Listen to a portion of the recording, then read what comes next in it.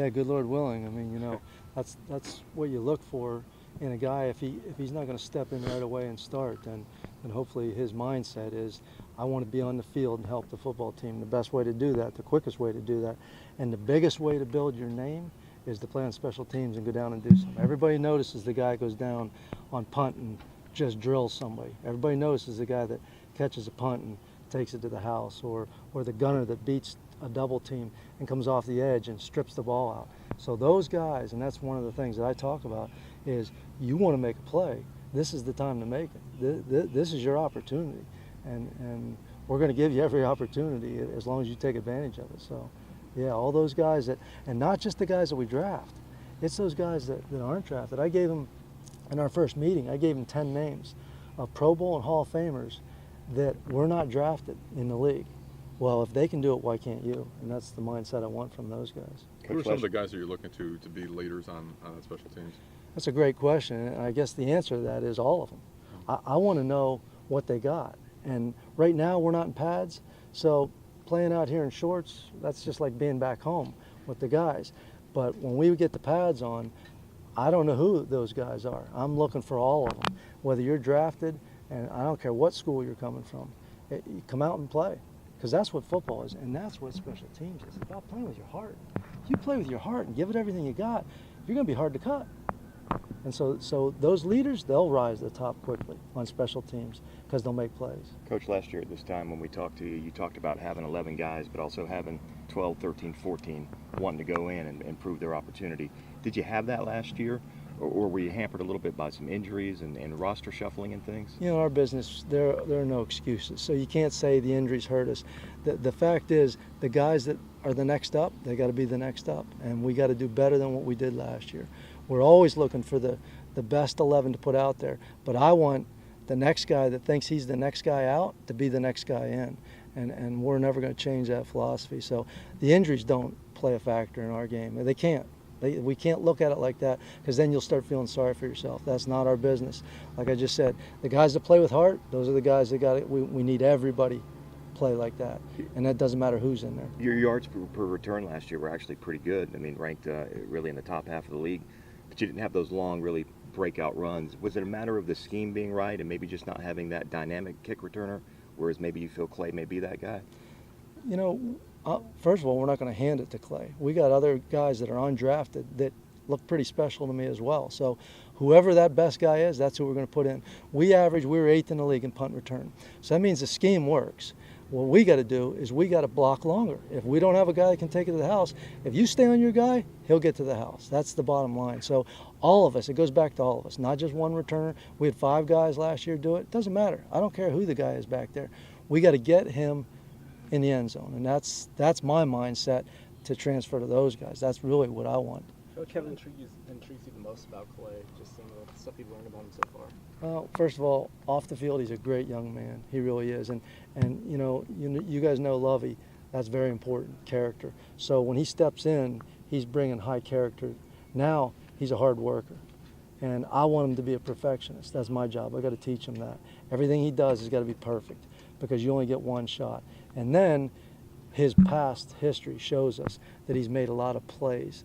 He's made a lot of big plays. He's been productive in college. We hope that transfers, but it doesn't always transfer. So I'm excited about him as a person. I'm excited as he works. He's showing a great work ethic, and he's doing everything we're asking him to do and more. That's what I want to see. He's studying film. He'll come in and ask me questions about other people, about guys in the league. That's what I want. Guys that are taking it upon themselves to do a little bit more. That's what excites me about him, because face it, we're not tackling him. He's not getting hit right now. So I can't tell you I'm excited about that part yet.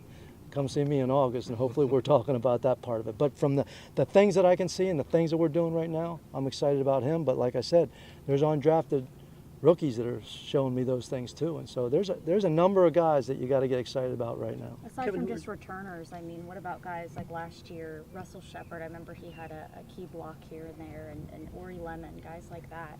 You know, backups at their positions, but it seemed like they went out there and did a really decent job on special teams. They did. You know, Russell played probably as good as a Pro Bowl player, and that's what we talk about. You perform a Pro Bowl level, and guys will recognize you, and the guys around the league are starting to do that. Usually when you go to the Pro Bowl, it's not your first best year. It's usually your second or third, especially on special teams, because it takes a little while to knock off those guys that are going, and two, for the other guys to realize, wow, when you look back, hey, he played really well.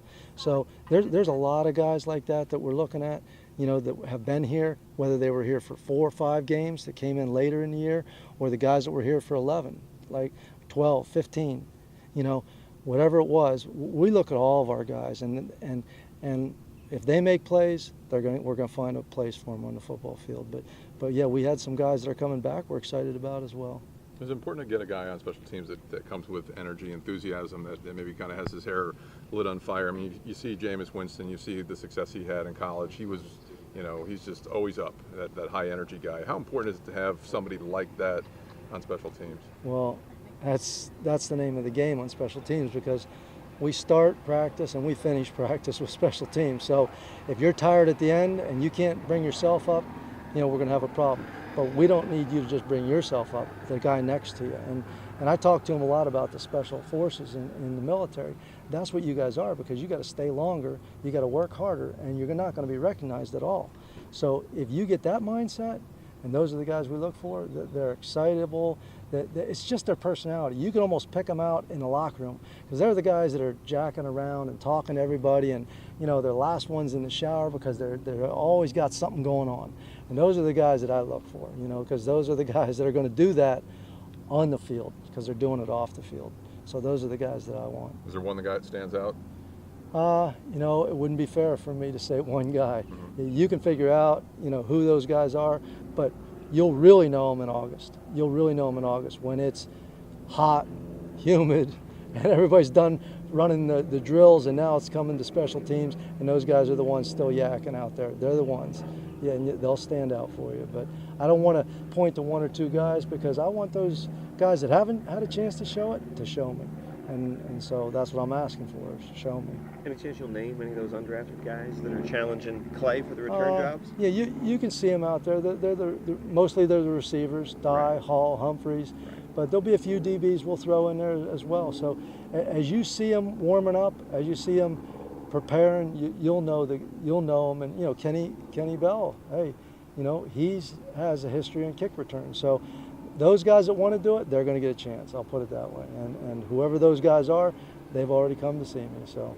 What were some of the names of the guys that you mentioned earlier when you were talking to your guys, the ones that were undrafted that went on to make Pro Bowls? Well, Warren Moon wasn't drafted. Jeff Saturday wasn't drafted. There's you could pick out a ton of them. Those are two that just come to mind right away. Kurt Warren wasn't drafted. He played. So those guys are Hall of Fame guys. Those guys are Super Bowl guys. There's Rod Smith, I think. I got a big list of them, and I go through them all the time, and I talk about them. Those are the guys that, hey, what's your name? What's your name? You got to go out and make your name. Nobody's going to give it to you. So those guys, they know who I'm talking about. They know the examples I've given them in horse racing. Not too long ago, the Kentucky Derby, the winner of it was in last place. I put a picture of that up. Okay, here they are coming around the first turn. That's the horse that's going to win. When I told them that, those guys went, what? You're kidding me. Yeah, it's hard. I don't care how you start. Get out there, go as hard as you can, as long as you can, and at the end of the day, you may be the horse that wins. You're going to finally see a Triple Crown winner this year? We'll find out, huh? That'll be interesting. Last question, guys. Coach, do you feel any difference around here versus last year? In my mind, I'm always the same mindset. My guys got to get ready to go. I mean, every year I'm very optimistic, and I'm like Lovey. The glass is half full and getting ready to overflow, even though it looks half full.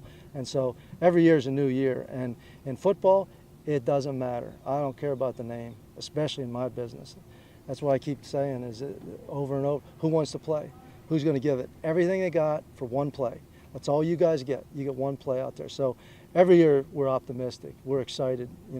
We're excited about what we have right now, and we're looking forward to moving through this off season until we get the pads. That's the goal. So as a coach, that's what we live for. Thanks, guys. Thanks, Coach. Good to see you. All right.